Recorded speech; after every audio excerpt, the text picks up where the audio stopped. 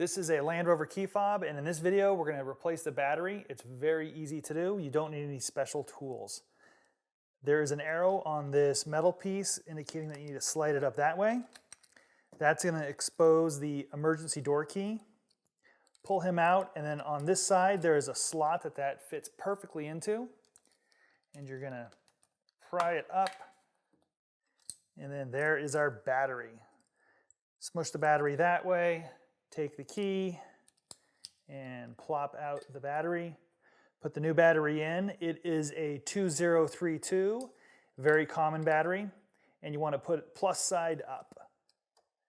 Positive side goes up. Take the shell, snap him back together, slide the key in, and then smush that back on. And there you go, you've changed the battery. It's very easy to do. If you have any questions, feel free to leave them in the comments and I'll do my best to help you out. Have a great day.